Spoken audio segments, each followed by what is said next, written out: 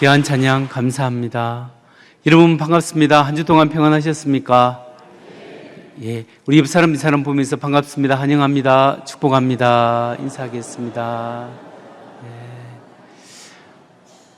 여러분 추석 명절 가족과 함께 잘 보내시기 바랍니다. 오늘은 적대적 시대 참 신앙인의 자세는 이라는 제목으로 말씀을 전하고자 합니다. 여러분, 오늘날 우리가 살고 있는 이 시대는 전 세계적으로 기독교에 대해서 적대적인 분위기가 참 많은 것 같습니다. 아프리카 나이지리아에서는 지난 4년 동안 기독교인들이 약 17,000명이 살해를 당했습니다. 아프리카 종교자유간척소의 발표에 의하면 지난 2019년부터 2023년 지난해까지 나이지리아에서 약 기독교인 17,000명이 폭력으로 인하여 목숨을 잃게 되었는데, 그 죽은 사람의 절반이 이슬람 극단주의자들에 의해서 살해를 당했다, 이렇게 보고하고 있습니다. 그 종교자유간척소의 보고에 의하면 이슬람 극단주의자들은 나이지리아에서 민간인을 상대로 해서 살인 행위를 하는데 굉장히 자유로운데요, 기독교인들이 무슬림보다 약 6.5배나 많이 살해당했다고 보고하고 있습니다. 지금도 세계 방방곡곡에는 예수 믿는다는 기독교인이라는 명분만으로도 죽임을 당하는 사람들과 어려움을 경험하는 사람들이 많이 있습니다. 다행히 지금 우리나라에서는 종교의 자유가 있어서 우리가 예수 믿는 신앙 때문에 죽임당하거나 불이익을 당하는 것이 참 별로 없죠. 근데 요즘 우리나라에서도 기독교에 대한 적대감이나 혐오감들이 점점 늘어가는 추세라고 볼 수 있습니다.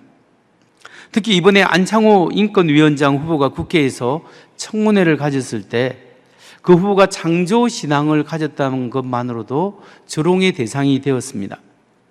또한 안창호 후보가 동성애에 대해서 성경적 근해를 가지고 있고, 동성애는 자연 질서에도 맞지 않고 국민 대다수의 여론에도 반대되고 있다라는 의견을 말했습니다. 또한 포괄적 차별금지법은 동성애에 대한 정당한 비판을 막아버리고 표현의 자유를 심각하게 침해할 수 있다는 우려를 표현했습니다. 이런 안창호 후보의 기독교 신앙관과 윤리관이 마치 미개하고 시대착오적인 것처럼 조롱하고 비아냥거리는 것을 인사청문회에서 볼 수 있었습니다. 지금 제가 여러분에게 말씀드리는 것은 안창호 후보를 변호하는 데 초점을 맞추려고 하는 것이 아니라, 기독교 신앙을 가진 사람이 공직에 나갔을 때 그 검증한 과정에 있어서 그 사람이 가진 종교적 신념, 그 기독교 신앙을 너무 과도하게 비판하고 비난한다라는 사실을 제가 지금 여러분하고 나누고 있는 것입니다. 오늘날 우리가 살아가고 있는 이 시대에도 기독교 신앙에 대해서 호의적이지 않는 사람도 많고, 더 나아가서 혐오하고 적대적인 감정을 가진 사람이 많습니다. 이렇게 기독교에 대해서 적대적인 분위기가 있는 사회 속에서 우리 그리스도인들은 어떻게 살아가야 하겠습니까? 우리는 안티기독교의 정서 속에서 어떻게 복음을 전파하고 계속해서 그리스도께서 우리에게 주신 그 사명을 완수하면서 기독교인으로서의 정체성을 유지하며 살아갈 수 있을까요? 오늘 이 문제에 대한 답을 우리는 사도행전 20장을 통하여 얻고자 합니다. 잠시 후에 우리가 읽어볼 사도행전 20장 그 한 장을 잘 이해하기 위해서는 배경 지식이 좀 필요합니다. 바울이 2년 이상 약 3년 가까이를 에베소에서 목회했습니다. 그래서 두란노 서원에서 2년 동안엔 열심히 하루에 5시간씩 복음을 전하고 말씀을 가르쳤는데, 그 결과 수많은 사람들, 유대인과 헬라인들이 예수 믿게 되었습니다. 기독교 부흥운동이 그 에베소 지역에 일어났는데 얼마나 이게 대단했냐 하면, 그 에베소를 대표하고 있는 신이 아데미예요. 아데미 신상을 만드는 사람들이 자기 생업의 위험을 받길 정도로 기독교가 부흥을 했습니다. 그러니까 이제 아데미 신상을 만드는 사람들이 단합해서 이렇게 해서는 우리가 굶어 죽겠다, 저 사도 바울을 몰아내자, 기독교인들을 몰아내자 해서 사람들을 부추겨서 소요 사태를 이루고 폭동을 일으키려고 했습니다. 그 소요 사태 때문에 사도 바울이 에베소에서 떠나서 저 유럽 지역으로, 마케도니아 지역으로 올라가게 되었죠. 우리 파워포인트 그림을 한번 보면 사도 바울이 에베소에서 사역을 하다가 이렇게 이 소요 사태 때문에, 기독교를 반대하는 운동 때문에 저 빌립보 데살로니가 지역, 저기가 마케도니아 지역입니다. 저쪽에 올라가서 2차 전도 여행 때 세웠던 교회들이 있는데 그 교회들을 잘 살펴보고 이제 저 아래쪽 고린도 지역, 클릭 한번 해주세요. 예. 고린도 지역에 가서 석 달 동안 있으면서 복음을 전하고 교인들을 살펴봤습니다.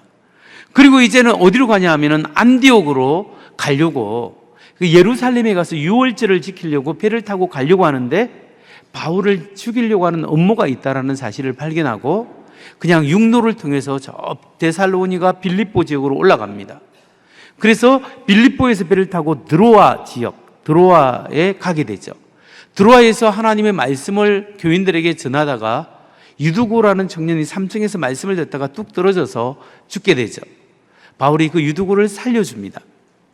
그리고 난 다음에 이제 육로로 이동해서 밀레도라는 곳에 가서 거기서 배를 타고 예루살렘으로 가려고 하는데, 밀레도에서 이 에베소 교회 장로님들을 불러서 마지막 당부를 하는 거죠.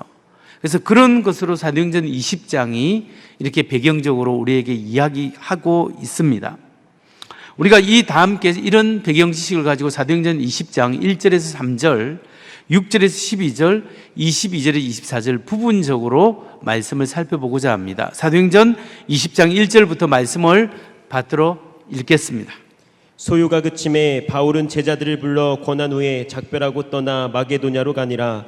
그 지방으로 다녀가며 여러 말로 제자들에게 권하고 헬라에 이르러 거기 석 달 동안 있다가 배 타고 수리아로 가고자 할 그때에 유대인들이 자기를 해하려고 공모함으로 마게도냐를 거쳐 돌아가기로 작정하니. 6절 우리는 무교절 후에 빌립보에서 배로 떠나 닷새만에 드로아에 있는 그들에게 가서 이레를 머무니라. 그 주간의 첫날에 우리가 떡을 떼려 하여 모였더니 바울이 이튿날 떠나고자 하여 그들에게 강론할새 말을 밤중까지 계속하매 우리가 모인 윗다락에 등불을 많이 켰는데 유두고라 하는 청년이 창에 걸터 앉아 있다가 깊이 졸더니 바울이 강론하기를 더 오래 하매 졸음을 이기지 못하여 3층에서 떨어지거늘 일으켜 보니 죽었는지라. 바울이 내려가서 그 위에 엎드려 그 몸을 안고 말하되 떠들지 말라, 생명이 그에게 있다 하고 올라가 떡을 떼어 먹고 오랫동안 곧 날이 새기까지 이야기하고 떠나니라. 사람들이 살아난 청년을 데리고 가서 적지 않게 위로를 받았더라.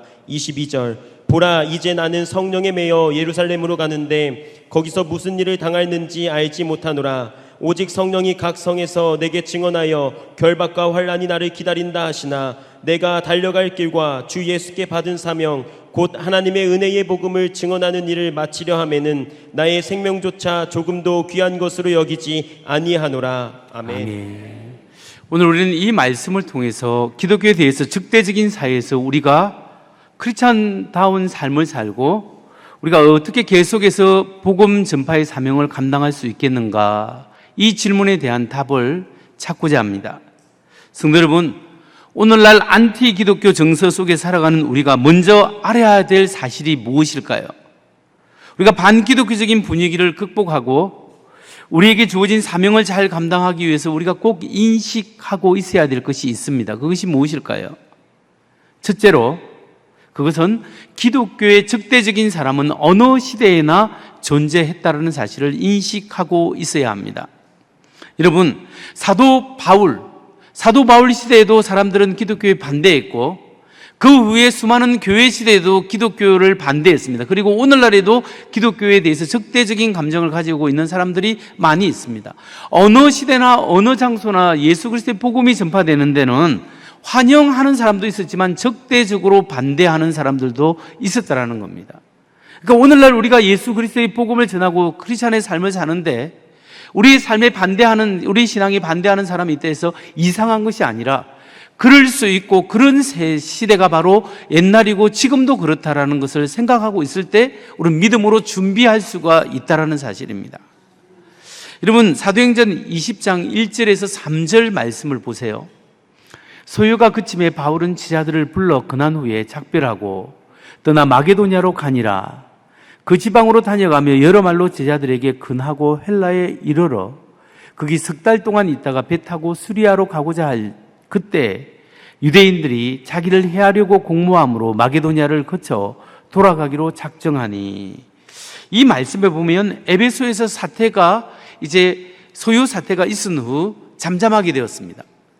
이게 우리가 파워포인트 그림을 다시 한번 보면 바울 일행이 에베소에서 이제 소요 사태 때문에 다시 한번 빌립보 데살로니가 지역에서 복음을 전하고 그 교회에서 저 내 아래쪽으로 내려가서 고린도 지역을 헬라 지역입니다. 여기서 석 달 동안 있다가 배를 타고 안디옥으로 가려고 했는데 여기에 발견한 게 뭐냐면 바울을 죽이려고 하는 음모가 있다라는 거예요. 여러분, 바울이 왜 예루살렘을 가려고 하면 예루살렘에 유월절이 다가오기 때문에 유월절에 많은 사람, 세계 나라 방방곡곡에서 유월절이 지키기 위해서 오기 때문에 복음 전하기가 제일 좋은 때가 바로 그때예요. 그때 오순절 사건도 예수님이 죽고 나중에 오순절 사건도 그때 그 경에 50일 후에 일어났죠. 그래서 유월절에 사람들이 막 몰려가게 되는데 이때 고린도에서 배를 타고 예를 들어서 200명, 300명 정도가 배를 타고 지금 예루살렘에 향해서 가게 된다면 그 안에 바울이 있다고 생각해 보세요. 유대인들이 바울을 시기해서 죽이기로 작정해서 바다 한가운데에서 바울과 일행 몇 명을 이렇게 죽여서 바다에 던져버리면 아무도 모르게 그냥 죽게 되는 겁니다. 그 계획을 알게 된 거죠. 그래서 할 수 없이 저 육로를 통해서 저 위쪽 마게도냐 빌립보까지 올라가고 그렇게 시간을 보내서 나중에 빌립보에서 배를 타고 드로아 지역까지 가게 되었다라는 사실이에요. 그래서 여러분, 이처럼 사도 바울은 복음을 전파하다가 유대인들에게 돌에 맞아 죽을 뻔한 적도 있고 유대인들에게 핍박을 당합니다. 헬라 사람, 그리스 사람들에게 핍박을 당하고 돌에 맞아 죽을 뻔도 했습니다. 그런 고비를 여러 번 느끼게 되는 거죠. 가는 곳마다 어떤 때는 복음을 전해서 받아들인 데가 있는가 하면 배척당하는 데가 있습니다. 그래서 바울에게 있어서 세상은 적대적이었다, 이렇게 볼 수가 있는 거예요. 오늘날 우리 시대는 어떻습니까? 세상은 오늘날 우리 기독교의 복음에 대해서도 여전히 환영하는 분위기보다는 적대적인 반응을 보일 때가 종종 있습니다. 저는 이번 국회에서 안창호 인권위원장 후보를 검증하는 청문회를 통해서 기독교적 가치관과 세상적 가치관이 충돌하는 것을 볼 수 있었습니다. 저는 이 안창호 후보가 기독교의 창조 신앙을 가졌다고 해서 공직자로서 부적격하다거나 조롱을 받아서는 안 된다고 생각합니다. 그 후보가 기독교 대안학교에 갔습니다. 인천에 있는 작은 기독교 대안학교에 가서 설교를 하고 강의를 한 거예요. 거기서 진화론은 하나의 가설에 불과하기 때문에 배울 필요가 없고 교육 과정에 진화론을 가르칠 거면 창조론도 가르쳐야 된다, 이렇게 이야기한 것이 문제가 되었는데, 이게 기독교 대안학교, 크리스찬 학교에 가서 이렇게 이야기할 수 있다고 생각합니다. 그런데 이번에 크게 그것보다는 더 크게 문제가 된 것은 진화론도 과학적 증거보다는 신념이고 진화론과 창조론은 과학적 근거, 과학적 증거보다는 믿음의 문제다, 이렇게 이야기한 것이 굉장히 비판을 많이 받은 거죠. 그래서 진화론을 거부하고 창조론을 믿는 사람을 어떻게 인권위 위원장으로 세울 수 있겠는가라고 하면서 비난받게 된 겁니다. 근데 여러분, 이 문제에 대해서 우리 크리스찬들이 올바르게 인식해야 합니다. 이런 문제는 앞으로도 계속 불거지고 나올 것입니다. 여러분, 우리 보고 진화론을 믿느냐 창조론을 믿느냐라고 물어볼 때, 진화론을 믿느냐 진화론을 믿지 않느냐고 물어볼 때 우리가 반드시 되물어야 할 게 있습니다. 어떤 진화를 말하는 거냐라고 되물어야 합니다. 여러분, 우리가 진화론 전체를 다 거부할 필요는 없습니다. 그러나 우리가 진화론 중에 소진화가 있고 대진화가 있다는 걸 알고 있지 않습니까? 같은 종 안에서는 얼마든지 변이가 일어납니다. 같은 종의 기준이 뭐냐면 교미했을 때 새끼를 낳을 수 있느냐 없느냐가 같은 종을 구분하는 하나의 중요한 방법이죠. 근데 같은 종 안에서는 얼마든지 변화가 일어나요. 그게 자연현상에서 엄청나게 많은 보편적으로 경험할 수 있는 것이 바로 소진화예요. 그러니까 우리가 크리스찬들이 소진화를 거부할 필요가 없어요. 왜냐? 그것은 팩트이기 때문에. 그런데 문제는 대진화입니다. 종과 종을 초월해서 과연 한 종에서 다른 종으로도 진화할 수 있겠느냐? 라고 할 때 그에 대한 과학적 근거가 너무나 희박하거나 근거가 너무나 불충분하다는 거예요. 이 엄청난 대자연의 변화를 설명하기에는 이 대진화의 과학적 근거가 너무나 희박하고 불충분하고 믿을 만한 근거 자료가 너무나 없기 때문에 이걸 아직도 가설로 이길 수 있다라는 거죠. 여러분, 아직도 대진화는 검증 불가능한 거예요. 성경에서는요, 하나님이 세상을 생물을 종류별로 창조했다고 했잖아요. 그걸 사람들이 종별로 창조했다 오해하고 있는데, 성경에는 종류별로 창조했다는 것은 우리가 지금 생각하는 종보다 좀 더 넓은 수준이에요. 성경은 종과 종 사이도 뛰어넘을 수 없는데, 성경에서 말하는 종류별로는 더 뛰어넘을 수 없죠. 그래서 원숭이가 사람이 될 수도 없고, 원숭이와 사람이 공동조상에 가졌다라는 가설과 이야기는 있지만 그 확실한 과학적 확정은 없다라는 거죠. 지난 2005년에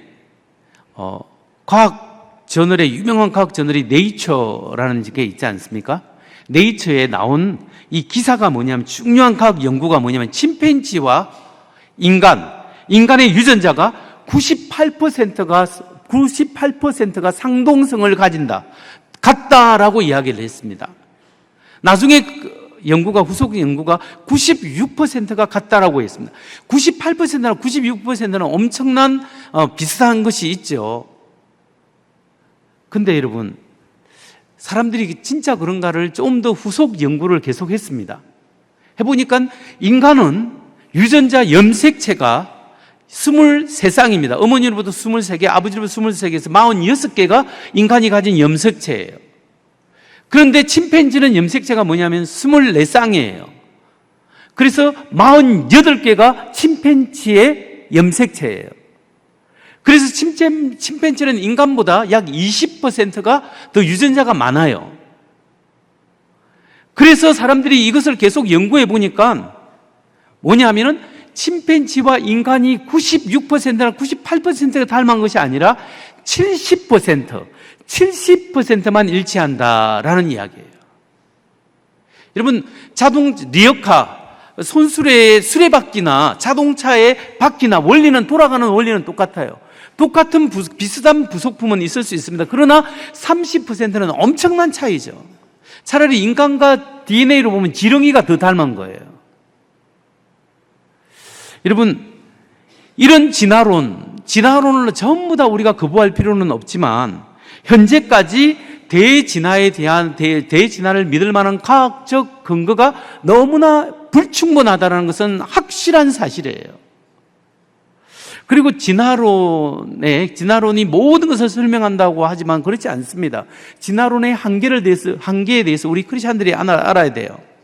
진화론이 해결할 수 없는 것이 있습니다. 그게 뭘까요? 우주의 기원이에요. 빅뱅 우주론에서 우주가 뻥 터져서 만들어졌다는데 지금 계속 팽창하고 있는데, 팽창하는 우주를 줄여보면, 시간을 거꾸로 보면 한 점에 모이고 시작점에 모여요. 그런데 시작점이 줄어들어서 아무것도 없는 데서 우주가 생겼다고 해요. 그러면 아무것도 없는 데서 어떻게 우주가 만들어졌느냐? 지난주에 기독교 변정학교를 어느 목사님이 듣고 자기 집에 갔는데, 자기 딸애가 5학년이 뽀리동 해가지고 집에 있더래요. 아빠, 창조와 진화 중에 진화가 사실인 것 같은데 어떻게 생각해야 돼? 딱 이렇게 목사님 딸이 물어봤대요. 목사님이 저한테 배운 대로 챗 GPT에 딱 들어가서 빅뱅 우주론을 쳤대요. 그러니까 빅뱅이 우주가 폭발해갖고 우주가 만들어졌다 이제 이야기를 하는 거예요. 그러면 빅뱅의 시작점을 특이점이라고 그래요. 그 특이점 이전에는 뭐가 있었느냐? 특이점은 누가 만들었냐? 이렇게 챗 GPT에 물어보니까 과학적 증거가 아직 없기 때문에 모릅니다. 이렇게 대답을 하는 거예요. 그게 맞아요. 누가 우주를 뻥 하고 시작했느냐 할 때 누가 일으켰는지, 어떤 원인이 일으켰는지 과학적으로는 우주의 기원에 대해서 밝혀지지가 않는 거예요. 우주가 시작하고 난 다음에 좋은 아이디어는 너무나 많아요. 설명이 돼요. 근데 시작을 누가 해요? 우주의 기원에 대해서 설명을 못 합니다. 두 번째, 생명이 만들어지고 난 다음에 어떻게 분화하고 진화했는가에 대한 좋은 이론들이 있지만, 설명이 있지만, 생명이 어떻게 만들어졌는가에 대해서, 어떻게 무기물이 유기물이 되고, 어떻게 아미노산이 단백질이 되고, 단백질에서 어떻게 세포로 이렇게 만들어졌는가, 이 과정에 대해서 온전히 모른다는 거예요. 그렇기 때문에 지금도 화성으로 가는 우주선을 만들 수 있지만 인간이 세포는 못 만들어요. 그 다음에 또 우리가 할 수 없는 것이 뭘까요? 그것은 정보의 기원이에요. 정보의 기원이 뭐냐면, 우리 사람도 DNA가 있죠. 동물도 DNA가 있죠. 사람마다 다 DNA가 다르고 동물마다 다 DNA가 달라요. 근데 식물도 DNA가 있어요. 딱정벌레도 DNA가 있어요. 근데 이 모든 동식물이 각각 다른 DNA인데 그 안에 정보가 있어요. 한 세포만 하나만 끄집어내도 이 안에 영국 백과사전 30권짜리 전지일보다 5배 이상이 많다고 리차드 도킨스가 눈먼 시계공에서 이야기하고 있어요. 한 싱글 세포 안에 엄청난 정보가 있는데, 이 정보는 뭐냐면 설계도예요. 사람 설계도가 다르고 짐승 설계도가 다르고 식물 설계도가 전부 다 달라요. 근데 이 설계도, 이 정보는 어디서 왔는가? 이 정보의 기원을 설명할 길이 없어요. 진화론과 과학이. 그 다음에 인간의 의식의 기원, 이런 물질에서 어떻게 의식이 생성되었을까? 지난 50년 동안 과학자들이 연구를 했는데, 뇌과학자들이나 철학자들이 연구를 해봤지만 어떻게 물질에서 인간의 의식이 있고 자의식이 생기는가, 여기에 대해서 전혀 모르고 있다는 거예요. 그 다음에 도덕성, 인간이 인격이 있거든요. 인격이 도덕성이 있는데 이 도덕성은 물질과 다릅니다. 이 객관적 도덕성의 기원이 어디에서 왔는가 할 때 물질은 아니라는 거죠. 우리보다 더 큰 인격에서 왔다 하면 훨씬 더 설명이 잘 됩니다. 그런데 진화론은 물질에 관련된 이야기하기 때문에 인격, 도덕성의 기원에 대해서 설명할 방법이 없어요. 그러니까 여러분, 우리가 이런 의미에서 볼 때 진화론에 한계가 있다라는 것을 인정하고 사람들이 인식해야 되는 거죠. 그래서 저는 공직에 나가는 사람이 진화론을 믿거나 it's okay, 창조론을 믿거나 it's okay, 불교 신자로서 윤회론을 믿거나 it's okay, 그 사람이 무엇을 믿든지 간에 공직자로서 자격이 없다라고 말하면 안 된다는 거예요. 단지 그 사람이 보편적으로 자기가 믿음이 있지만 보편적으로 그것을 우리나라의 자기 직무에서 적용시키느냐 아니하나, 이게 문제죠. 그래서 이 진화론에 대해서 창조론을 믿는다고 해서 우리 조롱받을 거 아니라는 것을 우리가 알아야 된다는 겁니다. 또한 이번 청문회에서 어느 국회의원이 이런 말을 했습니다. 제가 최대한 정치적인 것을 중립을 지키려고 이름도 이야기 안 하고 있습니다. 인권 문제는 과학을 기반으로 해야 하는데 그것을 받아들일 준비가 되어 있지 않는 안청호 후보는 무자격 보수 기독교 탈레반주의자라고 생각한다. 인권의 문제는 과학을 기반으로 해야 하는데 그걸 안 받아들이니까 보수 기독교 탈레반이라고 생각한다고 이야기하거든요. 근데 제가 질문이 있어요.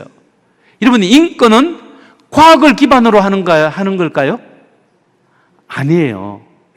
인권과 인간의 존엄성은 인간에 걸리는 과학을 기반으로 하는 거 아니에요. 인권은 과학의 문제가 아니라 가치의 문제예요. 철학의 문제고 이거는 신학의 문제예요. 과학은 인간의 가치와 도덕성에 대해서 말하지 않습니다. 왜냐하면 과학 자체가 물질에 관련된 것을 코절, 원인과 결과의 관계를 이야기하기 때문에 어떤 정신적 가치에 대해서 설명해 주지 않습니다. 그래서 이 세상을 과학만으로 아는 것이 아니라 과학과 또 다르게 철학과 종교의 영역이 함께 어우러질 때 이 세상을 온전히 설명하고 이해할 수 있는 거예요. 여러분, 잘 안 믿겨지시죠? 여러분, 집에 가서 예배 마치고 집에 딱 갔다고 생각합니다. 집에 갔는데 아내나 남편이 아니면 어머니가 엄청나게 집에 아내가 맛있는 만찬 한번 보여주세요. 만찬을 탁 차려놨다고. 이 사람이 추석이 아직 내일 모레인데 왜 이렇게 차려놨지 생각하고 딱 집에 들어가서 이게 이 만찬이 보이면 여러분 질문을 뭐라고 할까요? 오늘 무슨 날이야? 왜 만들었어? 누가 이렇게 했지? 이렇게 질문하실까요? 아니면 이 케이크 맛있는데 이 케이크 뭐로 만들었지? 이거부터 질문하실까요? 당연히 무슨 날이야? 왜 했지? Why? 그리고 누가 이거 만들었어? 이렇게 물어볼 거 아니에요. 그러면 이제 이야기합니다. 우리 어머니께서 오셔서 우리 할아버지 생신인데 이번 추석에 같이 하려고 미리 이렇게 엄청나게 만찬을 준비했다. 아, 그렇구나. 아, 이유를 알고 그걸 알게 되는 거죠. 누가 만드는 것도 알게 됐죠. 그리고 난 다음에 찍어 먹어보는 거. 이거 뭐 오징어야? 아니면 이게 새우야? 이게 뭐야? 어떻게 만들었지? 이건 누가 어떻게 만들었지? 이렇게 노하우 어떻게 만들고 무엇으로 만들었는 이것은 이렇게 질문하게 되죠. 그건 과학적 질문이에요. 재료가 뭐니? 그리고 어떻게 만들었냐? how 어떻게 만들 과학적인 질문이란 말이에요. 그리고 누가 만들었느냐? 왜 만들었냐? 이거는 철학적 질문, 종교적 질문이에요. 여러분, 우주가 만찬처럼 이 세상에 펼쳐져 있습니다. 우주 한번 보여주세요. 이렇게 우주를 딱 보면서 우리가 질문을 하는 거예요. 무슨 질문하면 이 우주는 우주의 원자와 원소는 무엇인가? 암흑물질은 어떻게 이루어지고 그 정체는 무엇인가? 그리고 원인과 결과에 의해서 어떻게 우주가 만들어졌는가? 이거 질문할 수 있죠? 과학적 질문이에요. 근데 누가 만들었지? 왜 만들었지? 종교적 질문이에요. 그리고 인생이 어디로 와서 어디로 가야지?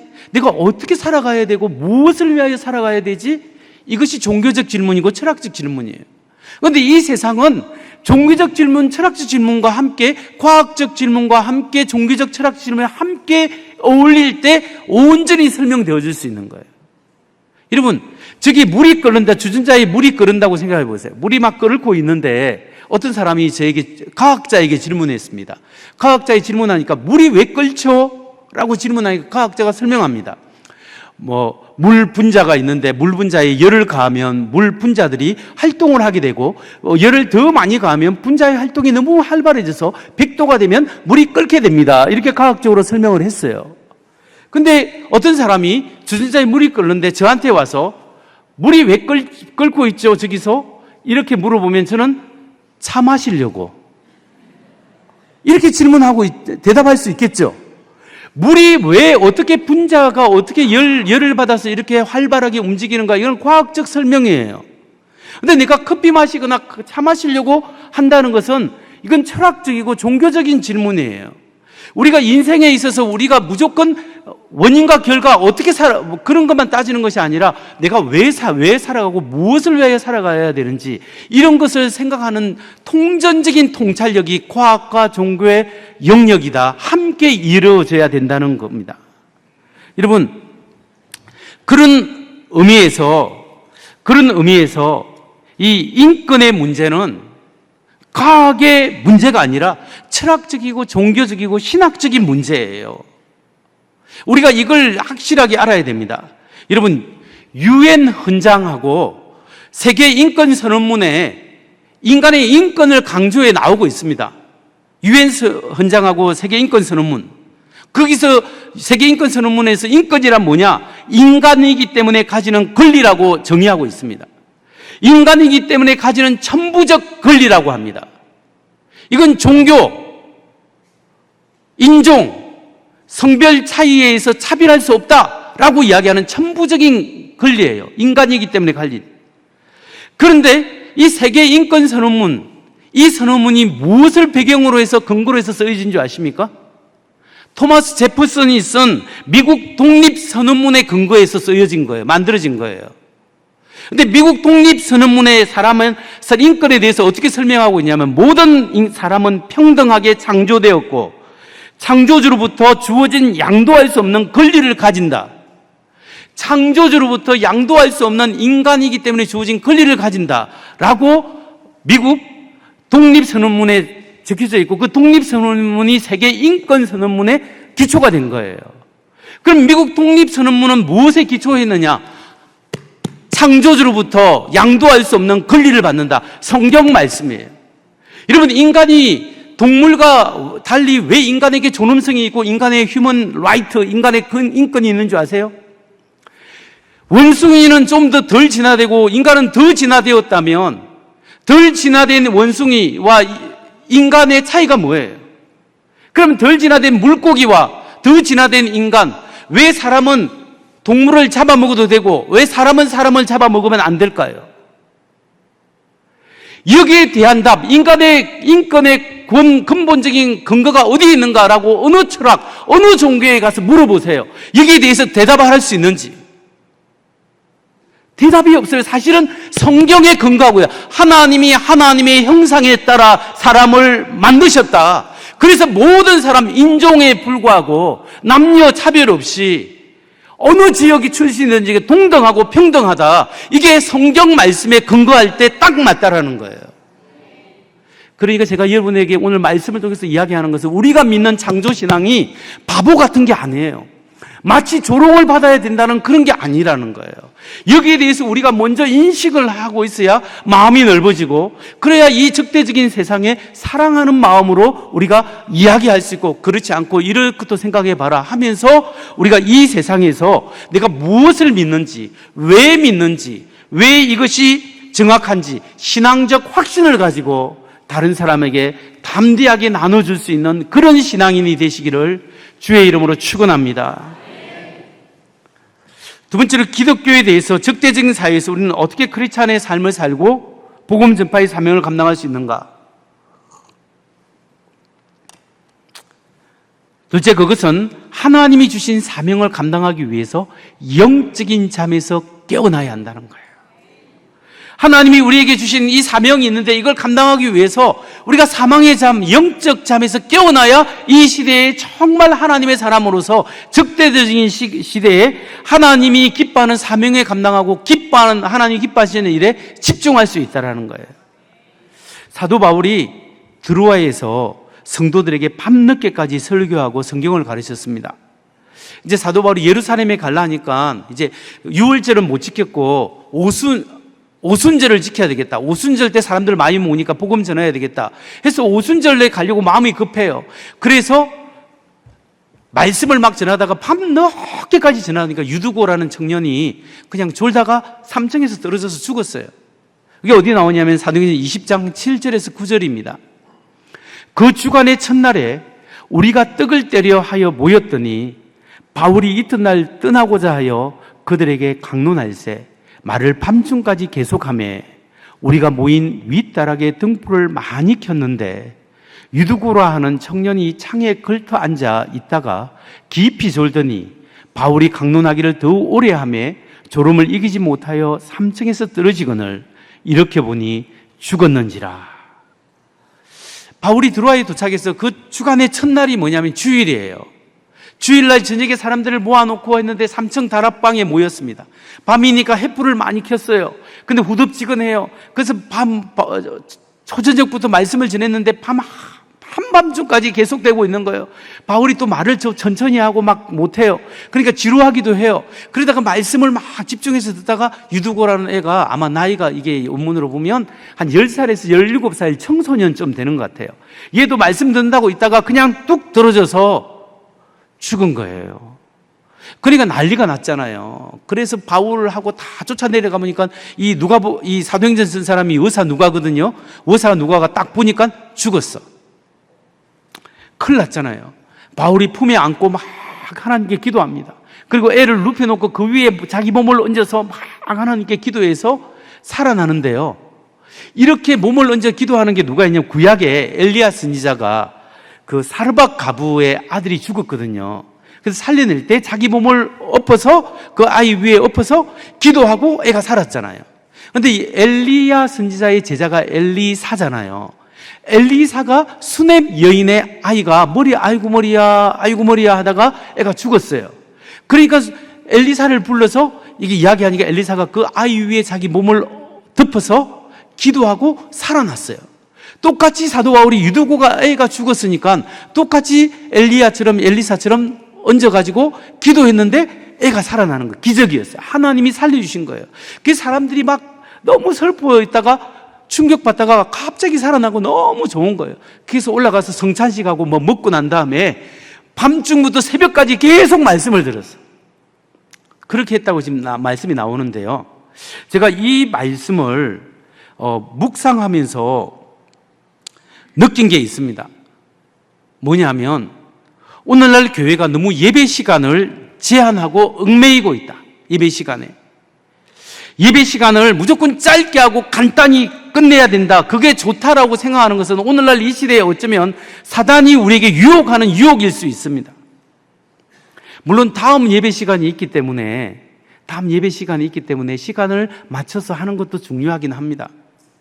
하지만 제일 중요한 것은 뭐냐면 예배 시간이 짧냐 기냐 이게 중요한 것이 아니라 성령의 인도하심에 따라 여러분이 성령 하나님을 메시지를 듣느냐 듣지 못하느냐, 이 예배 속에 하나님의 임재를 경험하느냐 경험하지 못하느냐, 오늘 하나님을 만나느냐 만나지 못하느냐, 예배를 통하여 하나님의 은혜를 경험했냐 경험하지 못하느냐가 중요하다는 거예요.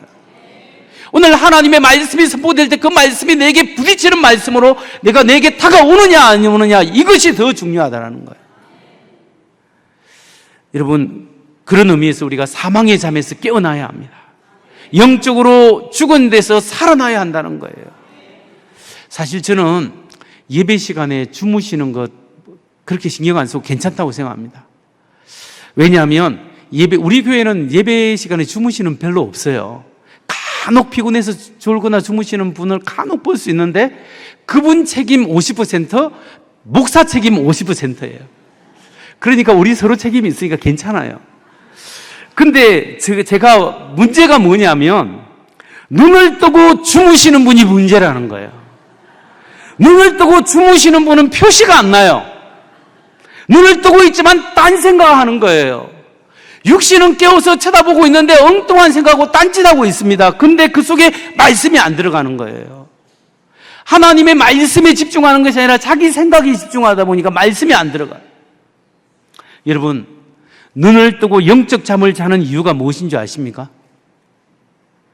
많은 이유 중에 중요한 하나가 뭐냐면 어쩌면 익숙함 때문일 수 있습니다.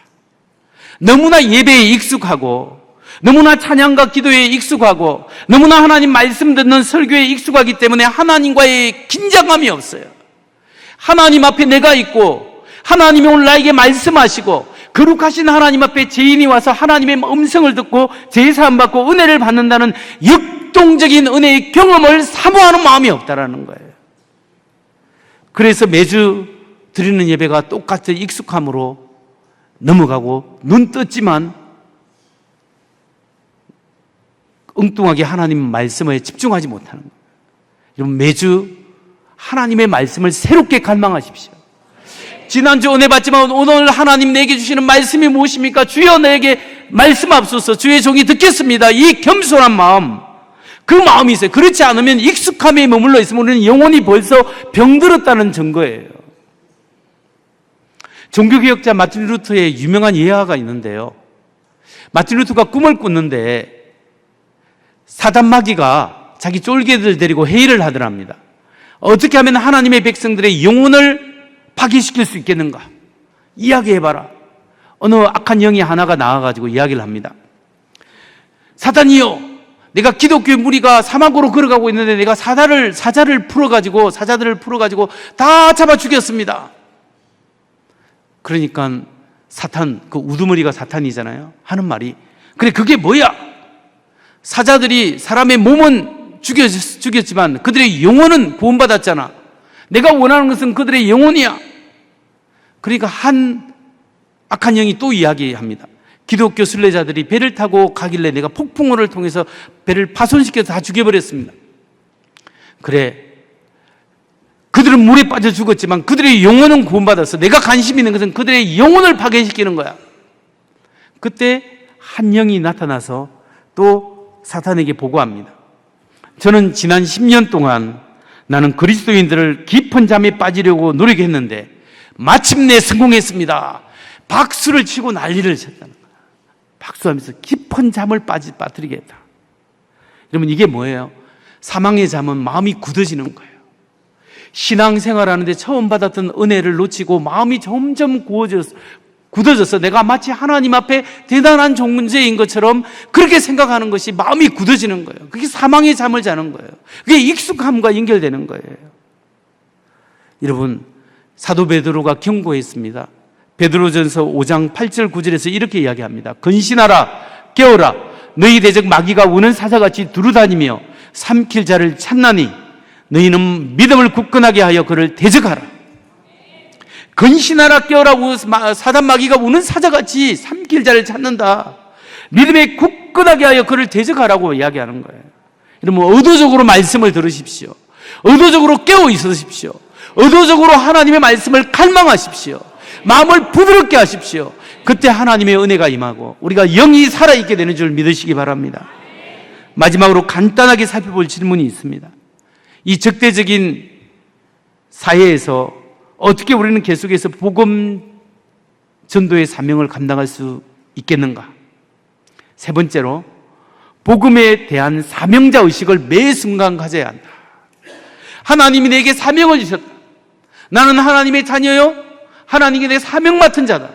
내 생명이 다하는 그날까지 이 사명을 위해서 살고 하나님 나라를 위하여 살아가는 존재가 바로 나다. 이 강력한 정체성이 우리에게 필요하다라는 거예요.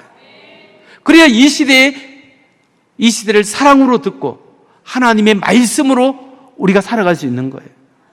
사도행전 20장 22절에 24절 사도 바울의 고백을 보십시오. 같이 읽습니다. 시작. 보라, 이제 나는 성령에 매여 예루살렘으로 가는데 거기서 무슨 일을 당할는지 알지 못하노라.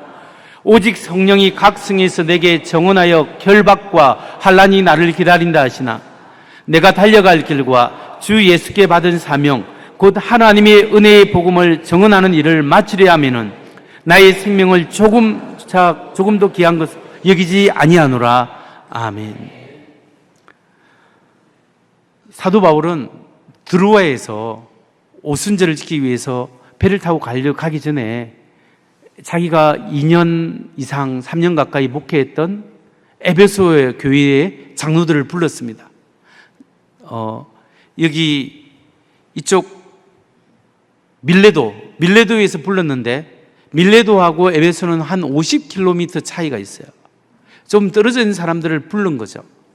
불러서 그들에게 간곡히 마지막, 이제 내 얼굴을 볼 수 없을 것이다. 이제 마지막이다. 나는 어쩌면 가서 죽을 수도 있다. 그러면서 자기의 심정을 이야기합니다. 내가 성령에 매여 예루살렘으로 가는데 그곳에서 무슨 일을 만나는지 나는 알지 못하노라. 오직 성령이 각 성에서 내게 청언하여 가로되, 계속해서 말씀하여 가로되, 그곳에는 예루살렘에는 결박과 환난이 나를 기다린다 하시나 나의 달려갈 길과 우리 주 예수께 받은 사명 곧 하나님의 은혜의 복음을 정언하는 일을 마치려 하면은 나의 생명조차 조금도 귀한 것으로 여기지 아니하노라. 이렇게 하면서 자기가 이 복음의 정언을 하기 위해서 나는 생명조차 귀한 것으로 여기지 아니한다 했습니다. 제가 이 사도행전 20장 22절로 24절을 중3 때 교회에서 성경을 암송하라 해서 암송을 했는데 그 이후에 제가 얼마나 많은 은혜를 받은 줄 모릅니다. 여러분, 사도 바울은 성령님에 의해서 예루살렘에 갔습니다. 성령님이 예루살렘으로 가라 해서 붙잡혀서 가고 있는 중이에요. 그런데 다른 사람들이 계속 이야기합니다. 뭐냐면 그곳에 가면 붙잡혀서 환난과 결박이 있고 붙잡혀 죽는다. 이렇게 이야기하는 거예요. 아니, 하나님의 말씀에 순종했는데 환난과 결박이 있대요. 그래도 순종하는 거예요. 자기가 어려움 당할 줄 알면서도. 여러분, 하나님 예수님의 십자가의 길을 걷는 것은 하나님 말씀에 순종하는 좋은 길만 있는 것이 아니라 어려움이 있을 수 있는 거예요. 그래서 순종하는 거예요. 예수님이 그렇게 해서 예수님이 예루살렘으로 올라가면서 예루살렘으로 가면 내가 대제사장과 서기관에 의해서 붙잡혀서 죽게 되고 죽임을 당하고 사흘 만에 다시 살아나리라. 이렇게 마태복음 16장에 말을 하니까 베드로가 뭐라 합니까? 주여, 그리하지 마옵소서 라고 이야기하니까 예수님이 사단아 내 등 뒤로 물러가라. 네가 인간의 생각을 한다고. 여러분, 예수님은 예루살렘에 가면 십자가에 죽을 줄 알았습니다. 그게 하나님의 뜻이에요. 그렇게 하면서도 예수님은 그 십자가의 길을 걸어가신 거예요. 여러분, 우리도 마찬가지입니다. 우리에게 하나님이 마지막 사명을 주신 거예요. 우리의 사명에는 하나님이 함께 하시지만 거기서 기쁜 일도 있지만 어렵고 고통스럽고 손해볼 길도 있어요. 그러나 이것이 하나님이 내게 주신 사명이라고 믿고 나아갈 때, 우리는 끝끝내 예수 믿는 사명으로 사명을 완성할 때 우리는 십자가의 죽음뿐만 아니라 주님의 부활에 동참하고 하나님의 영광스러운 하나님 나라에 동참할 수 있는 은혜가 주어진다는 것을 믿으시기 바랍니다. 우리 각자에게 십자가가 달라요. 어떤 사람은 고통이 있고 어떤 사람은 좀 덜 고통스럽고, 근데 그 각자의 주어진 십자가를 지고 나아가서 최후 승리하시기 바랍니다. 말씀을 마칩니다. 사도 바울이 사도행전에서 에베소 장로들에게 목숨 걸고 사명을 감당하라고 격려했습니다. 밀레도에서 그렇게 사람들을 불러서 격려했잖아요. 내가 사명을 위해서 죽는다. 그렇게 이 에베소 장로들도 그 말을 듣고 에베소로 돌아가서 뭐 했겠습니까? 목숨 걸고 이렇게 복음 전하고 목양했지 않겠습니까? 그런데 그게 교회에 부흥이 일어났을 거예요. 그런데 10년이 지나고 20년이 지나고 30년이 지났을 때 요한계시록에서 소아시아 7교회에 편지하는데 그 중에 하나가 에베소 교회예요. 에베소 교회를 향한 예수님의 요한계시록에서 에베소 교회를 향한 예수님의 메시지가 뭔지 아십니까? 예수님이 에베소 교회를 책망하십니다. 계시록 2장 4절에서 5절이에요. 한번 볼까요? 같이 한번 읽겠습니다. 시작. 그러나 너를 책망할 것이 있나니 너의 처음 사랑을 버렸느니라. 그러므로 어디서 떨어졌는지를 생각하고 회개하여 처음 행위를 가져라. 너를 책망할 것이 있나니, 잘하고 있는데 너를 책망할 것이 있다. 그게 뭐냐면 너의 처음 사랑을 버렸다. 회개하라고 합니다. 돌이켜서 처음 행위를 가지라. 주님께서 말씀을 합니다. 이 편지를 받은 에베소 교인들이 회개하고 하나님 앞에 첫사랑을, 바울에게 받았던 그 첫사랑을 잃어버렸군요 하면서 회개하고 돌이켰습니다. 그로부터 한 20년 후에 어떤 일이 일어난 줄 아세요? 수리아의 목회자 이그나티우스라는 사람이 있는데 나중에 순교당합니다. 107년, 108년에 순교당하기 전에 편지를 썼는데, AD 107년, 108년 그때 편지 썼는데 2세기에 안디옥이 아니라 에베소에 2세기 초에 엄청난 부흥이 일어났다고 기록하고 있어요. 엄청난 부흥이 일어났고 회복이 일어났다. 다시 말해서 사도 바울에 의해서 장로들이 이야기를 듣고 가서 열심히 했는데 부흥이 일어났잖아요. 근데 한 20-30년 지나니까 사람들이 믿음이 식어지고 첫사랑을 잃어버렸잖아요. 그때 요한계시록이 그들에게 전파되었고, 요한계시록을 읽고 사람들이 첫사랑을 회복하고 다시 돌아섰을 때 107-8년 2세기 바로 초엽에 에베소에 엄청난 부흥이 다시 일어나기 시작했다라는 거예요. 여러분, 오늘 비록 우리가 신앙생활하기에 힘든 세대라도 첫사랑을 회복해야 합니다. 하나님께 받은 그 첫 은혜를 기억하고, 주님, 다시 한번 내가 주님의 뜻 가운데 살아가겠습니다. 오늘도 말씀하세요. 내가 첫사랑을 회복하고 성령을 의지해서 믿음으로 나아갈 때 어렵더라도 주님께서 도와주셔서 나를 회복시켜 주옵소서. 우리 가정을 회복시켜 주옵소서. 우리 교회를 회복시키시고 이 나라와 민족을 회복시켜 주옵소서. 기도할 때 회복의 역사가 일어나는 은혜가 있기를 주의 이름으로 축원합니다. 주님 다시 오실 그날까지 우리에게 주어진 이 사명 감당하는 우리 모두가 되길 바랍니다. 마라나타, 주 예수여 어서 오시옵소서. 찬양합니다.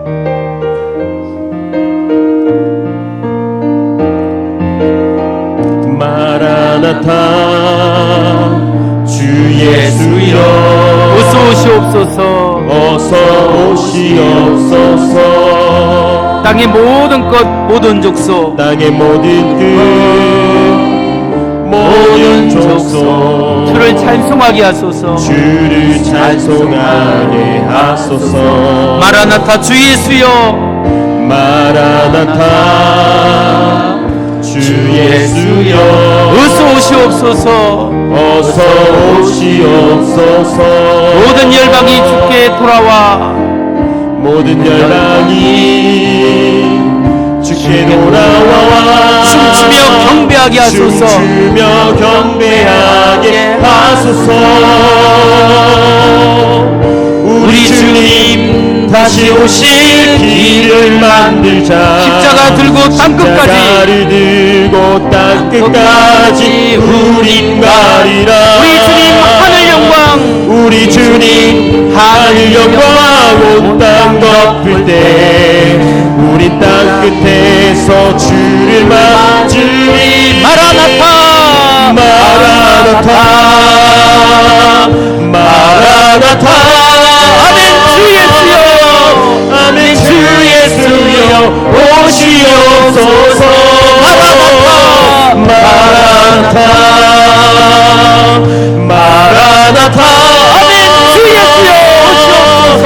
아멘. 주 예수여 오시옵소서. 함께 일어나셔서 우리 주님 다시 오실, 우리 주님 다시 오실 길을 만들자. 십자가를 들고 땅끝까지, 우린 가리라. 우린 가리라. 우리 주님 하늘 영광 온 땅 우리 덮을 때, 주님 다시 하늘 오실 온 땅 덮을 때 우린 땅 끝에서 주를 맞으리. 주를 맞으리. 아멘. 마라나타, 마라나타 아멘. 주 예수여 오시옵소서. 마라나타 마라나타 아멘. 주 예수여 오시옵소서. 주님 다시 오실 그날 바라보며 마라나타, 아멘. 주 예수여 오시옵소서 고백할 수 있도록 주님 첫사랑을 회복하게 하시고, 하나님 아버지 익숙함에 잊지 않게 하시고, 네 마음이 겸손하게 주님을 갈망하게 하여 주옵소서. 주여, 그래야 이 어려운 세상에도 예수 그리스도의 은혜와 사랑으로 넉넉히 이기게 하여 주시옵소서. 이 시간 주여 세번 부르고 기도합니다. 주여, 주여, 주여. 마라나타, 아멘. 주 예수여 오시옵소서. 아버지 하나님, 주님 다시 오실 길을 만들자. 십자가를 들고 땅끝까지 우리를 주님 가겠습니다. 주여, 이 시간 역사하시고 우리에게 부족한 우리의 심령을 다시 한번 얘기하고 돌이킵니다. 하나님 아버지, 다시 한번 아버지 너를 책망할 것이나니 너희 처음 사랑을 버렸느니라. 그러므로 어디서 떨어졌는지 생각하고 회개하여 처음 행위를 가지라. 처음 사랑을 회복하라 말씀하십니다. 주여, 다시 한번 우리에게 처음 사랑을 회복해 하시고, 주여 갈망합니다. 주여 갈망합니다. 우리에게 은혜를 베푸시고 다시 한번 아버지 우리에게 부흥의 불길, 우리의 가정이 다시 한번 한란과 고난이 있어도 말씀 붙잡고 살아가고 사명 붙잡고 나아갈 때, 첫사랑을 회복할 때, 성령님을 이제 믿음으로 나아갈 때 회복케 하여 주옵소서. 회복케 하여 주옵소서. 우리 가정이 회복되게 하시고 교회가 회복되게 하시고 이 나라와 민족이 회복되게 하여 주옵소서. 주님, 다시 한번 불쌍히 계시고 내가 달려갈 길과 우리 예수께 사명 곧 하나님의 은혜의 복음을 전가하는 일을 마치려 하면은 나의 생명조차 조금도 귀한 걸 여기지 아니하노라. 이 고백이 나의 고백 되게 하여 주시옵소서. 오 하나님 아버지, 감사합니다. 에베소 교인을 향하여 주님께서 첫사랑을 회복하라고 했는데, 오늘 이 적대적인 어려운 시대에 우리가 하나님을 향한 그 첫사랑을 잃어버리고 우리 마음대로 익숙함으로 우리의 마음이 굳어 있었습니다. 주여, 우리를 불쌍히 계시고 다시 한번 첫사랑을 회복케 하시고 하나님을 갈망하는 마음을 회복케 하셔서 하나님을 바라보고 주어진 사명감 나오기 위하여 살아갈 때 하나님은 내 삶이 회복되게 하시고 우리 가정이 회복되게 하시고 우리 교회에 부흥의 불길이 일어나게 하시고 이 시대의 민족과 나라가 하나님 뜻 가운데 온전히 설 수 있도록 주여 우리를 불쌍히 여겨 주시옵소서. 아멘. 주 예수여 어서 오시옵소서 고백하는 신앙이 되게 하여 주옵소서. 이제는 우리 주 예수 그리스도의 은혜와 하나님 아버지의 극진하신 사랑과 성령님의 감화감동의 교통 충만케 하심이 오늘 하나님 말씀 듣고 아멘 주 예수여 오시옵소서 라고 첫사랑을 회복하여 하기를 원하는 여기에 모인 모든 성도님들 머리 위에와 우리의 자녀들 머리 위에 군복무 중에 수고하고 애쓰는 우리 형제들 머리 위에 멀리까지 흩어진 서문의 식구들과 선교사님들과 청천에서 함께 예배드리고 있는 귀한 식구들 머리 위에 지금부터 영원히 함께하기를 간절히 축원하옵나이다. 아멘.